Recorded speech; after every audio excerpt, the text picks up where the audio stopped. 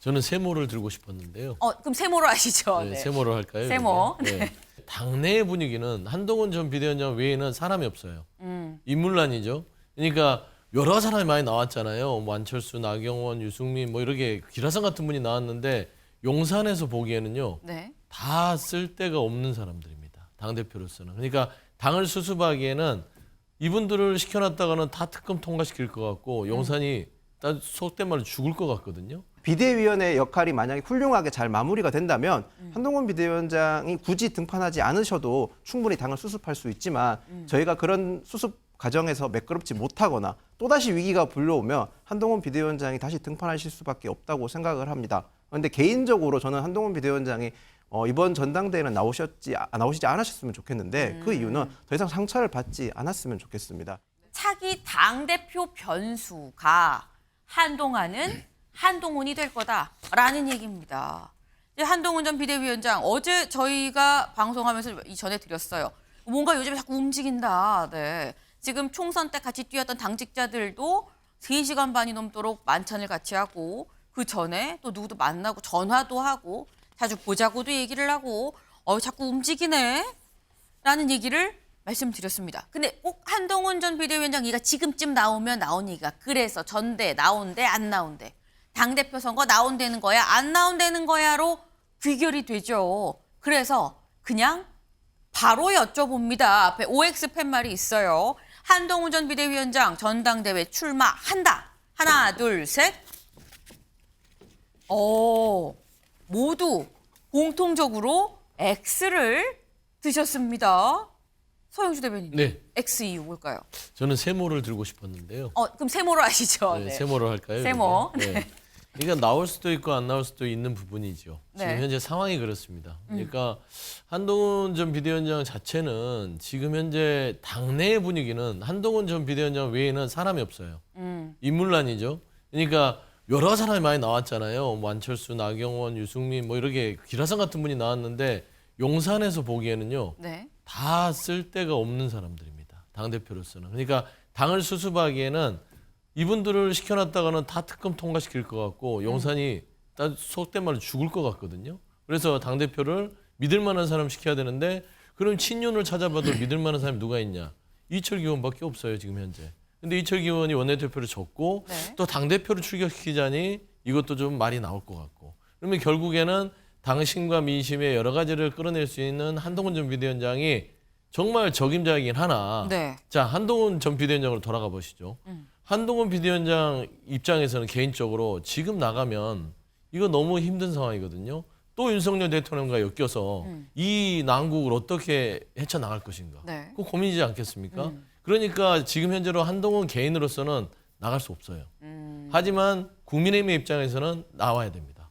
그렇기 때문에 지금 고민이 될 것이고 네. 한동훈 전 비대위원장은 이번에 나오게 된다면 네. 본인은 당대표가 될 공산이 굉장히 높아요. 그런데 두 가지 선택해야 됩니다. 하나는 제2의 김기현의 길을 갈 것인가 아니면 유승민의 이준석의 길을 갈 것인가. 그 선택이거든요. 그런데 한동훈 전 비대위원장이 1번의 김기현의 길을 가면요. 3년은 너무 깁니다.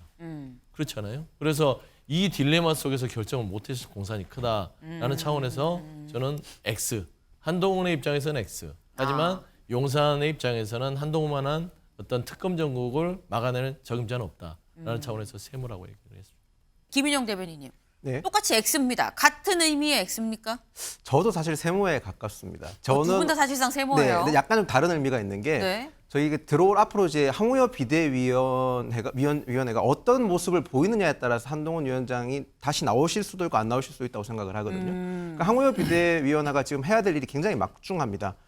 당장 전당대회의 체제, 그러니까 저희 지도 체제도 지금 어떻게 해야 되냐 말들이 되게 많거든요. 현행 기존처럼 당대표 최고위원을 따로 뽑는 지도 체제냐, 네. 아니면 당대표를 한꺼번에 뽑아서 1등은 당대표, 차점자가 최고위원회는 집단성 단일 지도 체제가 아닌 그러니까 집단 지도 체제로 갈 것이냐. 지금 그런 것도 논의가 돼야 되는 상황인데 그리고 또 당심, 민심 반영 비율도 지금 고려를 해야 되는 상황인데 그런 네. 비대위원회 역할이 만약에 훌륭하게 잘 마무리가 된다면 한동훈 비대위원장이 굳이 등판하지 않으셔도 충분히 당을 수습할 수 있지만 저희가 그런 수습 과정에서 매끄럽지 못하거나 또다시 위기가 불러오면 한동훈 비대위원장이 다시 등판하실 수밖에 없다고 생각을 합니다. 그런데 개인적으로 저는 한동훈 비대위원장이 이번 전당대회는 나오시지 않으셨으면 좋겠는데 그 이유는 더 이상 상처를 받지 않았으면 좋겠습니다. 네. 한동훈 비대위원장은 충분히 전국적인 팬덤도 가지고 계시고 네. 그리고 충분한 대중적 인지도도 갖고 계시고 여론의 관심을 계속 받고 있습니다. 잊혀질 걱정을 하실 필요 없기 때문에 굳이 나오시지 않고 있다가 충분히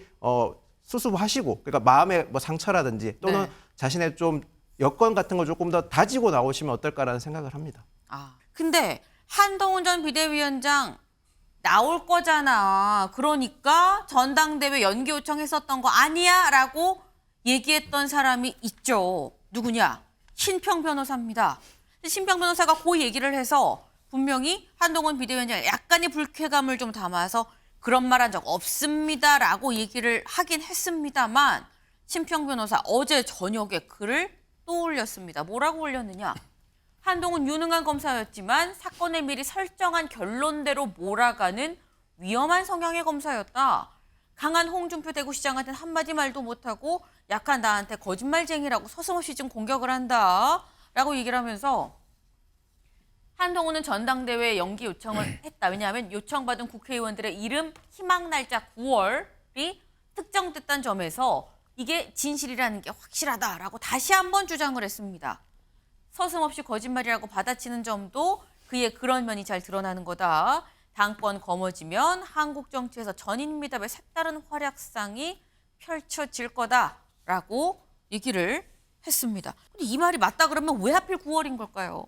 아무래도 뭐 9월 달에 되면은 한동훈 비대위원장의 책임론이 뭐 우리나라 5월부터 9월이면 4개월이잖아요. 네. 우리나라는 사건 사고가 워낙 많은 나라라 4개월만 지나면 완전히 딴 세상이 돼 있어요. 그러니까 많이 변한다는 얘기죠. 그때 되면은 당대표 출마할 가능성이 높아지지 않겠느냐 이렇게 신평 변호사가 얘기를 했거든요. 근데 신평 변호사가 지금 상당히 어떻게 보면 자존심이 많이 상해 있어요. 네. 바로 한동훈 비대위원장이 그 말도 안 되는 소리 하지 말라고 그랬거든요. 그러니까 신평 변호사가 그 대구시장 홍준표한테는 왜 얘기 안 하면서 왜 나만 갖고 그래 그러거든요.